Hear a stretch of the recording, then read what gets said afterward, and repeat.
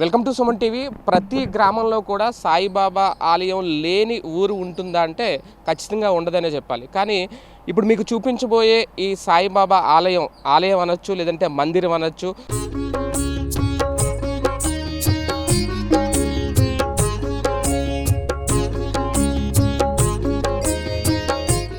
బాబా గారు నివాసం ఉండే ఆయన నివాస ప్రాంగణం, ఇల్లు అనొచ్చు. ఇది ఒక రకంగా తూర్పుగోదావరి జిల్లా మండపేట బైపాస్ రోడ్లో ఉంది. అనంతలక్ష్మి సాయి బృందావనం పేరుతో బాబా గారి మీద అశేష భక్తితో ఆధ్యాత్మికత వెల్లివిరుస్తూ ఒక భక్తుడు నిర్మించిన దాదాపు 30 సెంట్లలో ఈ బాబా గారి ఇళ్లను నిర్మించారు. లోపల దాదాపుగా 992 సాయిబాబా విగ్రహాలు, అంటే ఆయన రకరకాల ఆకారాల్లో, బాబా గారు రకరకాల రంగుల్లో, ఒక షిరిడీలో ఎలా అయితే ఉంటాయి విగ్రహాలు అంతకు మించి అద్భుతమైన విగ్రహాలతో దాదాపుగా ఆయన టార్గెట్ అయితే 1152 విగ్రహాలను మొత్తం సేకరించాలి అనేది. ప్రస్తుతం 992 విగ్రహాలతో చిన్న స్థాయి నుంచి పెద్ద విగ్రహం వరకు మొత్తం కూడా మాకు దర్శనమిస్తూ ఉంటాయి. లోపల ఇంకా చాలా ఉన్నాయి. మొత్తం మీకు మందిరాన్ని బాబా గనక ఇప్పుడు బ్రతికి ఉంటే, సజీవంగా ఉంటే గనక ఆయన ఎలా ఉండేవారు, ఆయన నివాసం ఎలా ఉండేది మొత్తం మీకు కళ్ళకు కట్టినట్లు చూపించే ప్రయత్నం చేస్తాను. ఒకసారి లోపలికి వెళ్దామండి.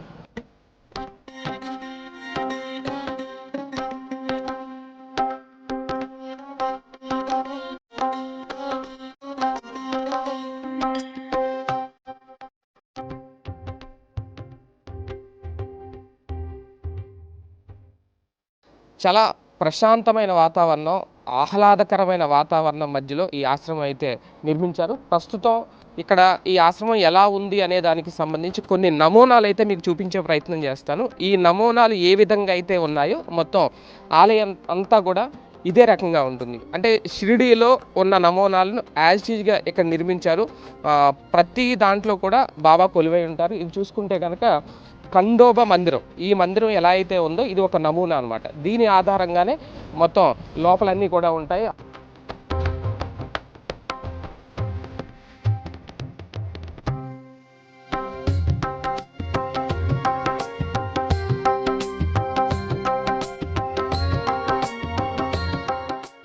షిరిడీలో ఉన్న సాయిబాబాని ఇక్కడికి తీసుకొచ్చి తన దగ్గర పెట్టేసుకున్నారా బొడ్డు సురేష్ అన్నట్టుగా ఉంటుంది మొత్తం ఈ ఆశ్రమం అంతా. ప్రస్తుతం ఇప్పటివరకు మీరు నమూనాలు చూశారు. ఆ నమూనాలకు సంబంధించిన మందిరాలను మీకు చూపించే ప్రయత్నం చేస్తాను. ప్రస్తుతం ఫస్ట్ మనం సమాధి మందిరం దగ్గర ఉన్నాం. సమాధి మందిరం లోపలికి వెళ్దాం. లోపల బాబా గారు చాలా ప్రశాంతంగా నిద్రిస్తున్నారు సమాధిలో. అది ఎంత కళ్ళకు కట్టినట్టు చూపించారు అంటే మీరు ఇక్కడ చాలా స్పష్టంగా చూడొచ్చు. ఈ సమాధి మందిరంలో కూడా ప్రతి చోట బాబా గారి విగ్రహం, బాబా గారి ఫొటోసే కనిపిస్తాయి. షిరిడీలో ఎలా అయితే ఉందో అలాగే ఉంటుంది. ఇక్కడ ఇది సమాధి అనమాట. బాబా గారు ప్రస్తుతం సమాధిలో నిద్రిస్తున్నారు. ఒకసారి ఇది మీరు చూడొచ్చు. ఒకసారి ఇది ఓపెన్ చేస్తే బాబా గారు మీకు చాలా స్పష్టంగా కనిపిస్తారు. ఒక్కసారి బాబా గారిని, ఒకసారి సమాధిలో నిద్రిస్తున్న బాబా గారిని మనం దర్శించాలి.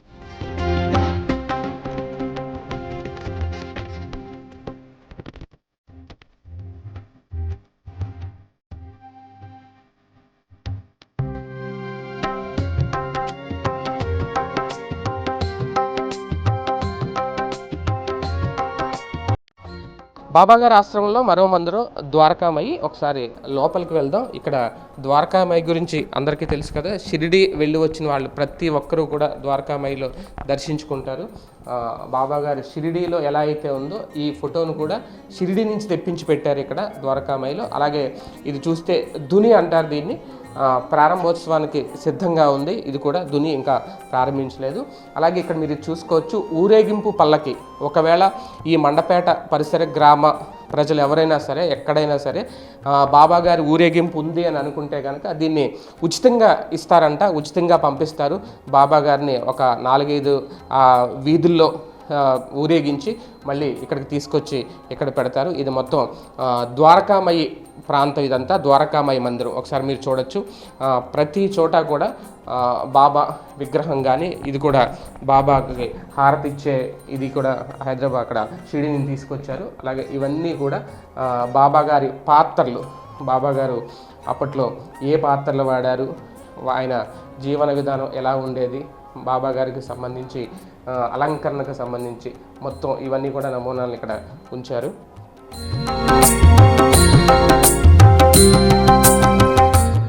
ఇది బాబావారి చావడి. షిరిడీలో కూడా ఇలాగే ఉంటుంది చావడి అనేది. బాబా గారు ఇక్కడ ప్రశాంతంగా సేద తీరుతున్నారని చెప్పాలి. ఉయ్యాల సేవ అనుకోవచ్చు. ప్రతి సాయిబాబా ఆలయంలో కూడా ఖచ్చితంగా ఇలాంటి ఏర్పాటు అయితే ఉంటుంది. బాబా గారి ఎలా నిద్రపోతారు, ఎలా సేద తీరుతారు అనే దానికి సంబంధించి ఇక్కడ దీన్ని ప్రత్యేకంగా అలంకరించారు కంప్లీట్గా బాబా గారికి.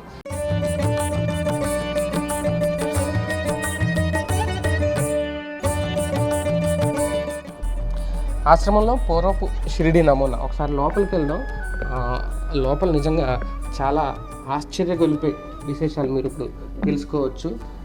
ఇక్కడ ఎంత ప్రశాంతంగా ఎన్ని రకాల బాబా విగ్రహాలు, అక్కడ అసలు షిరిడీలో ఒకప్పుడు ఎలా ఉండేది, ఆ గ్రామం ఎలా ఉండేది అన్నీ కూడా బొమ్మల రూపంలో బాబావారి దగ్గరికి అప్పట్లో జనం ఎలా వచ్చేవారు, భక్తులు ఎలా వచ్చేవారు, అవన్నీ కూడా ఇక్కడ ఎంత అద్భుతంగా, దాదాపుగా నేను ముందు చెప్పినట్టు 992 విగ్రహాల సేకరణలో ఇది కూడా ఒక భాగం.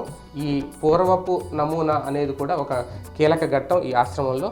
మీరు కంప్లీట్గా చూస్తే ఒకసారి ఇక్కడ కూడా చూడండి. మొత్తం ఒక గ్రామంలో ఎవరు ఏం చేస్తారు, అప్పట్లో ఎవరు ఏ వృత్తులు చేసేవారు, కులాలకు మతాలకు అతీతంగా ఎలా ఉండేది, అప్పట్లో షిరిడి అనే గ్రామం ఎలా ఉండేది అనేది కంప్లీట్గా ఇక్కడ బొమ్మల రూపంలో చూపించే ప్రయత్నం అయితే చేశారు. ఇది నిజంగా ఈ షిరిడి ఆశ్రమంలో ఒక హైలైట్ అన్నమాట. ఇది ఒక అత్యద్భుతం అని చెప్పొచ్చు.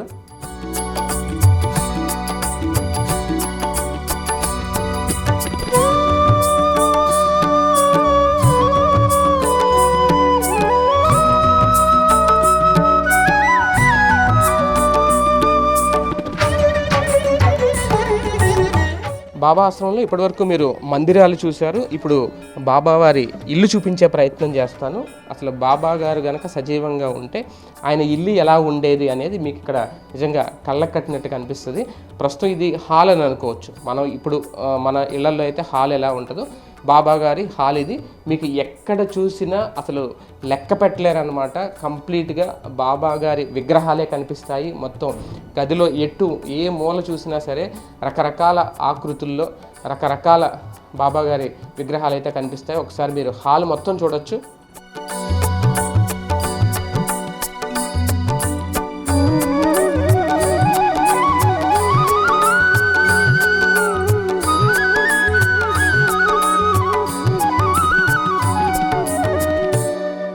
బాబా గారి ఇంట్లో మరొక హాల్ చూపించే ప్రయత్నం చేస్తాను.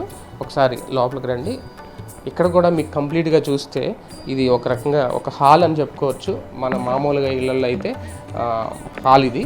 ఇక్కడ కూడా మీకు కంప్లీట్గా ఎక్కడ చూసినా ఒకసారి చూస్తే ఇక్కడ టీవీలు ఇలాంటివి ఏం కనిపించవు. కంప్లీట్గా బాబా గారి విగ్రహాలతో రకరకాల బాబా గారి ఆకృతులతో మొత్తం నిండిపోయింది హాల్ అంతా.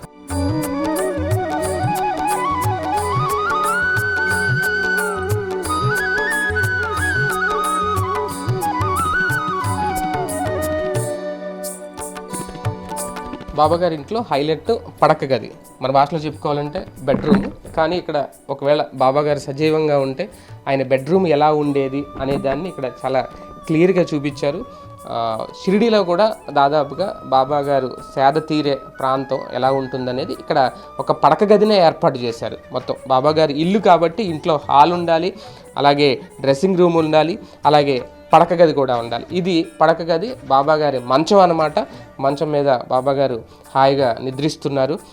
బాబా గారికి ఎవరైనా సేవ చేసుకోవాలి అంటే ఇక్కడ ఇది కూడా ఏర్పాటు చేశారు. బాబా గారికి ఇలా సేవ కూడా చేసుకోవచ్చు. వచ్చిన భక్తులు ఈ బాబా గారి ఇంటిని సందర్శించినప్పుడు బాబా గారి పడక గదిని కూడా సందర్శించవచ్చు. అలాగే ఒకసారి మీరు ఇక్కడ చూస్తే కాస్మెటిక్స్ అని చెప్పొచ్చు. ఒకవేళ బాబా గారి పడక గదిలో ఇక్కడే దీన్ని కూడా ఏర్పాటు చేశారు. డ్రెస్సింగ్ అంటే ఒక మానవ జీవన శైలి ఎలా ఉంటుందో, మనిషి జీవన విధానం ఎలా ఉంటుందో, బాబా గారు కూడా మానవ రూపమే కాబట్టి మానవ రూపం నుంచి మనిషి నుంచి దేవుడిగా మారారు కాబట్టి ఆయన మొత్తం ఇంట్లో ఎలా ఉంటుంది ఆయన జీవన శైలి అనేది కళ్ళకు కట్టినట్టు చూపించే ప్రయత్నం చేశారు. ఒకసారి మీరు పడక గదిని మొత్తం చూడండి.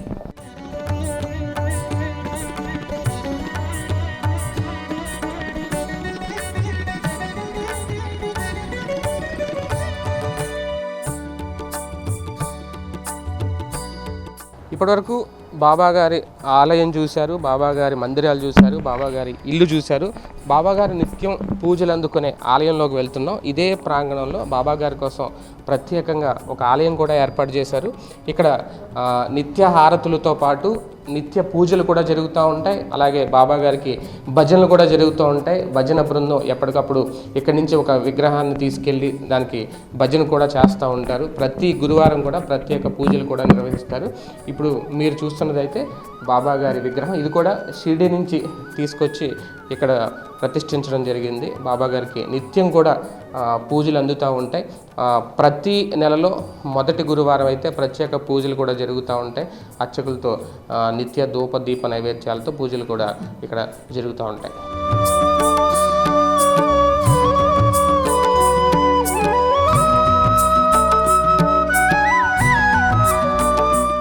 బాబా భక్తులందరిలో కూడా ఆధ్యాత్మిక చింతన అనేది తప్పనిసరిగా ఉంటుంది. కానీ తన ఇంటిని బాబాకి ఇల్లుగా మార్చాలి, బాబా సజీవంగా తన ఇంట్లో ఉంటే ఎలా ఉంటుంది అనేది ప్రతి భక్తులకి చూపించాలి అనే తపన చాలా కొద్ది మందిలో మాత్రమే ఉంటుంది. అటువంటి వారిలో ఒకరు బొడ్డు సురేష్. ఇప్పుడు మీరు చూసిన మొత్తం ఆశ్రమం ఎందుకు నిర్మించాలనే ఆలోచన ఎందుకు వచ్చింది, అసలు ఆయనలో ఆ కోరిక ఎలా కలిగింది, ఒకసారి ఆయన మాటలోనే తెలుసుకునే ప్రయత్నం చేద్దాం. సురేష్ గారు నమస్తే అండి. అసలు మీరు ఇది మొత్తం నిర్మించడానికి లేదంటే అసలు ఈ థాట్ రావడానికి, మామూలుగా అయితే ఒక గుడి కడతారు, విరాళాలు సేకరిస్తూ ఉంటారు, పూజలు చేస్తూ ఉంటారు, కానీ కంప్లీట్గా ఒక డిఫరెంట్ ఆలోచన, ఒక కొత్తగా మీరు ఆలోచించారు. ఏంటి దీని వెనక కారణం బాబా గారేనండి. నేను ఈరోజు ఇలా ఉన్నానంటే ఆ బాబా దయ. ఆయన ఇచ్చిన దాంట్లో బాబాకే ఖర్చు పెట్టాలన్న సంకల్పంతో ఇది మాది 30 సెంట్లు బైపాస్ రోడ్డు వారం ఉన్నటువంటి భూమి. ఈ భూమి మా అమ్మగారి ద్వారా నాకు వచ్చింది, బొడ్డు అనంతలక్ష్మి గారిది. మా నాన్నగారి ఆశీర్వాదం, అమ్మ అనుగ్రహం, బాబాగారి దయ. ఈ కార్యక్రమాన్ని ఇలా నిర్వహించడానికి కూడా బాబాగారే ప్రేరణ. ఇప్పుడండి ఇది మీరు స్థాపించింది ఏ సంవత్సరంలో మొదలు? 2018 ఫిబ్రవరి 13 ఇక్కడ బాబా గారిని స్థాపించామండి. అక్కడి నుంచి దినదినం అభివృద్ధి అవుతా ప్రతి సంవత్సరం ఒక్కో వర్క్, ఒక సంవత్సరం చావడి, ఒక సంవత్సరం ద్వారకామాయి, ఒక సంవత్సరం సమాధి మందిరం, అలా చేసుకుంటూ బాబాగారి ఫిబ్రవరి 13 యానివర్సరీ చేస్తామండి. బాబాగారికి అలాగే విజయదశమి కార్యక్రమాలు, అలాగే బాబాగారి గురు పౌర్ణమి కార్యక్రమాలు జరుగుతాయి. ప్రతీ నెల మొదటి గురువారం నాడు బాబాగారికి పంచామృత అభిషేకము, నిత్య పూజ ఉంటుందండి. తర్వాత బాబా 4 మందిరాల వద్ద పేదలకి బియ్యం 200 రూపాయల నగదు ఒక 25 మందికి ఇవ్వడం జరుగుతుంది. అలాగే ప్రతి శుక్రవారం కూడా అన్నదాన కార్యక్రమాలు జరుగుతాయి. ప్రతి ఇంటి దగ్గర కూడా బాబాగారి భజన ఉచితంగా చేయబడుతుందండి. అలాగే ప్రతి ఊర్లోని బాబాగారి గ్రామోత్సవాలు కూడా చేస్తుంటాం. వివిధ రకాలైన సేవా కార్యక్రమాలు కూడా బృందావన సభ్యులు మేము అందరూ కలిపి ఒక కమ్యూనిటీగా ఒక ఓన్లీ సేవా దృక్పథం తప్పించండి. ఇందులో ధనాపేక్ష ఏ ఉండదు. ఎవరు వచ్చినా సరే ఇక్కడ అందరూ బాబా గారిని అన్నీ చూసి చాలా తన్మయత్వం చెందుతారు. ఎక్కడ చూడలేదని నా యాంబిషన్ ఏంటంటే 1100 బాబా విగ్రహాలు కలెక్ట్ చేయాలని ఏమో. ఇప్పుడు 972 అయినాయండి. అలాగే మాకు ఈ బృందాన్ని ఇంత నీట్గా ఇంత ఏర్పాట్లు అన్నీ చేస్తున్నారంటే మాకు అందరూ కూడా 30 మంది మెంబర్స్ ఉన్నారు. అందరూ కూడా వారి పనులన్నీ కూడా అన్నీ చేయడం వల్ల బృందావనం ఇంత అందంగా, ఇంత కళగా ఈ బాబాగారి అనుగ్రహంతో ముందుకు జరుగుతుంది. మొదట్లో వచ్చిన ఆలోచన 1100 విగ్రహాలు సేకరించాలి, 1150 విగ్రహాలు సేకరించాలని, లేదంటే ఒక విగ్రహం స్థాపించిన తర్వాత ప్రతిష్ఠించిన తర్వాత క్రమక్రమంగా పెంచుకుంటూ వచ్చారు? లేదండి, నేను 10th పాస్ అయినప్పుడు మా నాన్నగారు షిరిడి తీసుకెళ్లారు. షిరిడిలో ఒక బాబాగారి విగ్రహం కొనిచ్చారు. అప్పటి నుంచి ఆ విగ్రహం బాగుంది కదా అని దాని తర్వాత ఒకటి అలాగే ప్రేరణ కూడా 1100 చేయాలని ప్రేరణ కూడా బాబాగారు కల్పించింది. మా నాన్నగారు ఇచ్చింది ఒక విగ్రహం. అక్కడి నుంచి అలా ప్రేరణకు ఇప్పుడు 970. ఏంటి లెక్క ఏంటి 1100 ఏంటి? బాబాగారు ఏకాదశి సూత్రాలు 11. అలాగే 1100 ఇది ఏం చేసినా సరే 11 రూపాయల దక్షిణ, 1100 రూపాయల చంద, ఈ టైప్లో బాబాగారిది ఆ నియమం ప్రకారంగా ఎదురుకెళ్తుంటారు. ప్రత్యేక పూజలు ఎప్పుడెప్పుడు నిర్వహిస్తూ ఉంటారు? నిత్య హారతులు ఎప్పుడెప్పుడు జరుగుతాయి? బాబాగారికి 4 హారతులు జరుగుతాయండి. పుణ్యతిథుల్లో అయితే అభిషేకాలు, పంచామృత అభిషేకాలు, నిత్య పూజలు ఉంటుంటాయి. అలాగే బాబాగారి సమాధి రోజుని అన్నాభిషేకం ఒకటి జరుగుతుందండి. ఇది అందరూ కూడా మేము కమిటీ వాళ్ళు ఒకటే చేయడం కాదు, భక్తులు ఎంతమంది వచ్చినా కూడా అన్నాభిషేకం, పాలాభిషేకం అన్ని నిత్య పూజల్లో అందరూ కూడా పాల్గొనొచ్చండి. ప్రత్యేకంగా ఒక ట్రస్ట్ ఒక సంస్థ లాంటిది ఏదైనా ఉందా? మీ సొంత ఖర్చులతో ఈ ఆశ్రమాన్ని నడుపుతున్నారు? నా సొంత ఖర్చులతో ఆశ్రమాన్ని నడుపుతున్నానండి. ఇక్కడ బాబాగారు ఉండేలా వేసిన ఏమన్నా భక్తుల విరాళాలు కూడా వృద్ధాశ్రమానికి కానీ కానీ గుడ్డు వాళ్ళ హాస్టల్కి కానీ మేము డొనేట్ చేయడం జరుగుతుందండి. దీనికి అంతా కొంత అమౌంట్ ఈ రోజు ఇలా ఉన్నానంటే స్వామి ఇచ్చింది స్వామికి ఖర్చు పెడుతున్నాను. అలాగే ఈ భోజనాది కార్యక్రమాలకు అన్నీ కూడా నా తరపున నేను అన్నీ ప్రొవైడ్ చేస్తుంటాను. ఏమన్నా భక్తులు ఏదో ఆ రోజు ఎవరైనా అన్నదానం చేసుకున్నారంటే వాళ్ళు వచ్చి వంట చేసుకుని వాళ్ళు పెట్టుకుంటుంటారు. అంటే విరాళాలు సేకరించడం, ఆ వచ్చిన విరాళాలతో అన్నదానాలు చేయడం, పూజలు చేయడం అటువంటి ఏముండవండి. అన్నీ కూడా బాబాగారి ద్వారానే నా సొంత బాబాగారు ఇచ్చిన అమౌంట్లే చేస్తున్నాము. ఎవరన్నా అన్నదానం చేస్తారంటే ఆ రోజు నేను ఆగిపోతాను, వాళ్ళు ఉండి వాళ్ళు పెట్టుకుంటాను. అంటే ఇటువంటి ఆశ్రమం కంటిన్యూ అవ్వాలంటే కొన్ని ఏళ్ల పాటు, కొన్ని తరాల పాటు, రాబోయే తరాలకు కూడా చెల్లాలంటే ఒక ట్రస్ట్, దానికి సంబంధించి ఒక నిధి ఇలాంటివి ఏర్పాటు చేస్తుంటారు. ఆ ఫ్యూచర్ ఆలోచన ప్లాన్ అనేది ఆల్రెడీ ఆ నిధి అన్నది ఏర్పాటు చేసామండి. ట్రస్ట్ బోర్డుగా ఒక 5-6 మెంబర్లు తీసుకునండి ఈ జాన్యువరి కొత్త సంవత్సరంలో కమిటీ కింద ఫామ్ చేసి ఆ ట్రస్ట్ ద్వారా కూడా మరిన్ని కార్యక్రమాలు చేస్తూ బాబా గారికి వచ్చిన ప్రతి రూపాయి, నేను పెట్టే ప్రతి రూపాయి కదా ఒక భద్రతగా ఉండి అసలు అలా ఉండి దాని మీద వచ్చే ఆదాయమే దీని డెవలప్మెంట్కి నేనున్నా లేకపోయినా తర్వాత పరంపరంగా కొనసాగాలని బాబా గారిని నేను కోరుకుంటున్నాను. మండపేట అంటేనే చాలా ఒక రకంగా రిచ్ ఏరియా అంటారు. రైస్ మిల్లర్స్ కానీ, అసోసియేషన్స్ కానీ, అటువంటి వాళ్ళు ఎవరు మీకు ఆర్థికంగా సహకారం అందించడానికి ముందుకు రాలేదు ఎంతవరకు? నేను ఎవరిని అడగలేదండి, అడిగితే ఇస్తారు కానీ ఇంక నా ఓన్గా నాకు బాబా గారు ఇచ్చిన స్తోమతను బట్టి నా వరకు నేను చేస్తున్నాను.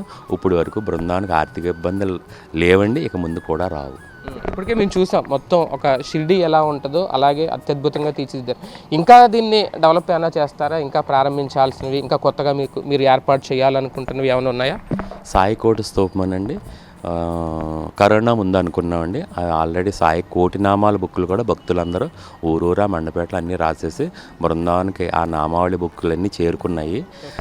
అదొకటేనండి. తర్వాత దుని అన్నది మన చాగంటి కోటేశ్వరరావు గారిది ఈ 2 చేయాలని నాకు సంకల్పం. ఎప్పుడో వివిఎస్ చౌదరి గారని ఆయన ఒకసారి ఇక్కడ సాధు సమ్మేళనలో పెడితే ఒకరోజు భాగంగా చాగంటి కోటేశ్వరరావు వచ్చి బాబాగారి ఏకాదశ సూత్రాల గురించి ఆయన ప్రవచనం చెప్పారు.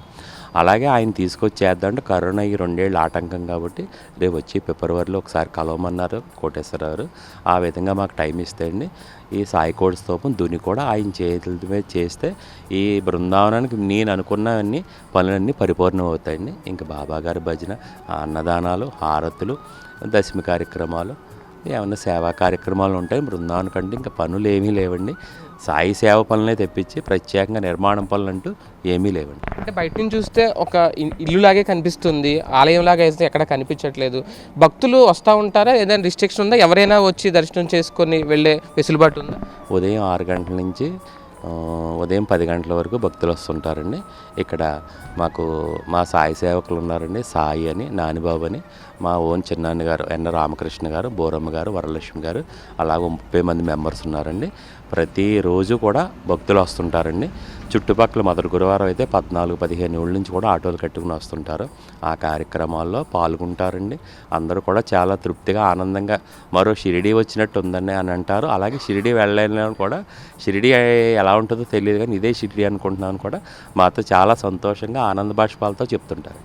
Thank you very much sir. నిజంగా మీరు చూస్తుంటే షిరిడి వెళ్ళిన ఫీలింగ్ అయితే నాకైతే వస్తుంది.